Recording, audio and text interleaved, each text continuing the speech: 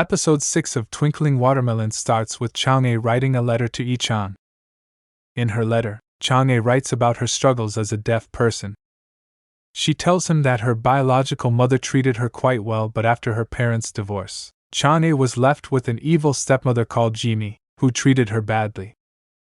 Years go by and Chang'e grows up to become someone who avoids social gatherings with the rest of her family. During one such gathering, Chang'e spots Yi-chan as she is hiding out in her room. She notices him causing a ruckus at the event and accidentally troubling Jimi. Chang'e recalls seeing Yi-chan more often and whenever he was around Seikayang.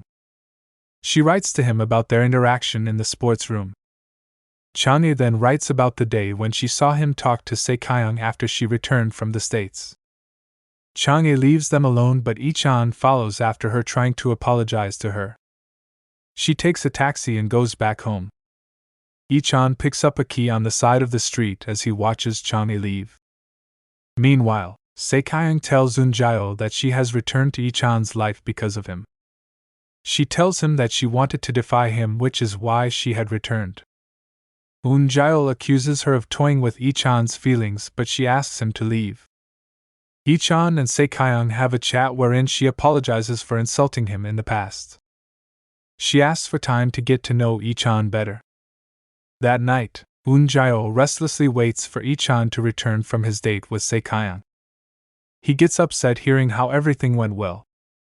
Eun-jaeol eavesdrops on Yi-chan's conversation with the guests at the boarding house, where he tells the boys how his date with Seikayang went. Eun-jaeol goes out to meet Seikayang, wondering what she plans to do as she has threatened to kill herself. He sees how Seikayang is enjoying ramen and being all jolly and calls her bluff for wasting his time.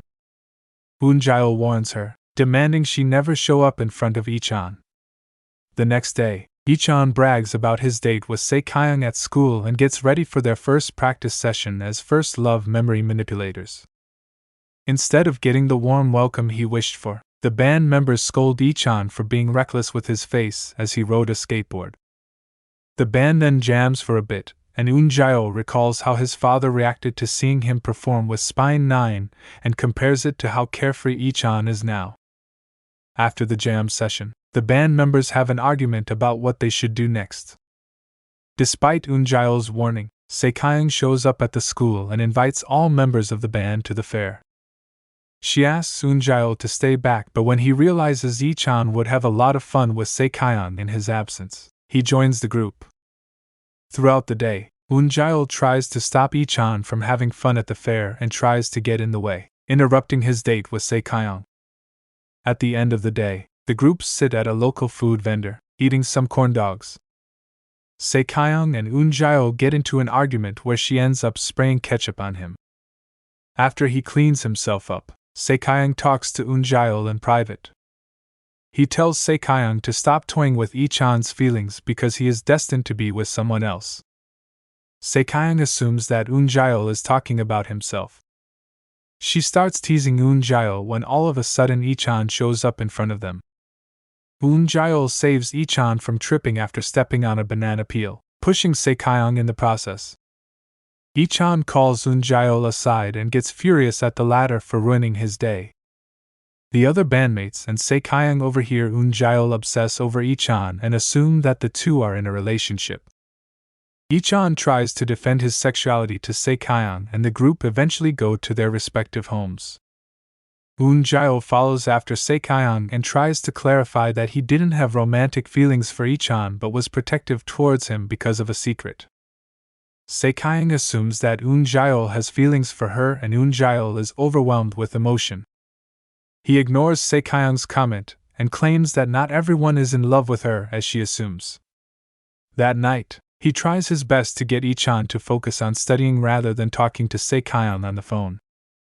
The next morning, Yi-chan tells his bandmates that he has decided to change the last song of their setlist as per Seikayang's request. All bandmates but Eun-jaeol agree to the change. Eun-jaeol argues they don't have the time to practice a new song before their show and threatens to leave the band when Yi-chan fights with him. Yi-chan's bandmates push him to bring Eun-jaeol back and he runs after him, trying to bring the guy back. Eun-jaeol and Ichan have an argument where Eun-jaeol accuses Ichan of only being part of the band to impress Sae-kyung. Ichan seems unfazed by Eun-jaeol's threat, which prompts Eun-jaeol to leave the band for good. Ichan enters the music room and tells the others that Eun-jaeol is taking a break and will return later. Eun-jaeol goes his way, upset about the fact that the younger version of his father was being so immature. He decides to leave the boarding house and sleeps by a convenience store. That evening, Ichan gets home and is scolded by his grandmother, who is angry at him for fighting with Eun-jaeol. Ichan is annoyed by the fact that Eun-jaeol left the boarding house due to a petty fight. Meanwhile, the store owner wakes Eun-jaeol up, asking him not to sleep outside her shop. As he is walking away, a telephone from a nearby phone booth starts ringing. He answers the call and finds Master on the other line. He scolds the man for sending him into the past without his permission and asks to go back to the year 2023. Master tells Eun-jaeol that if he were to return to 2023 just like that, a lot of things would be different. He clarifies that Eun-jaeol's visit to the past changed the course of a lot of things, including Sae-kyung's return from the States. Master adds that Eun-jaeol could choose to use these hints that he's giving him to change the course of his father's life. Eun-jaeol decides to participate in a singing audition the following morning instead. At the same time, Ichan runs into Chanhae and tries to apologize for calling her deaf. He notices Chanhae's name tag and wonders why Eun-jaeol wanted him to end up with her. However, Chanhae starts fainting and Ichan realizes that she has a high fever. He carries Chanhae and takes her to the hospital.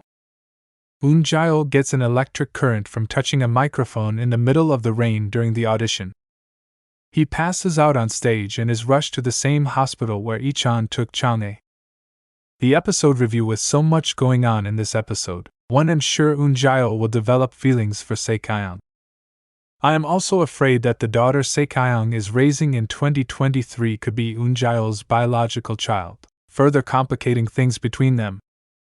The whole point of Eun-jaeol performing on stage and getting electrocuted seems confusing, but we can hope for some explanation in the episode to come. All things considered, this show is taking a very interesting turn as there seems to be a romance brewing between Ichan and Chanhae. I hope Eun-jaeol witnesses his parents fall in love because it would be such a wholesome experience for him.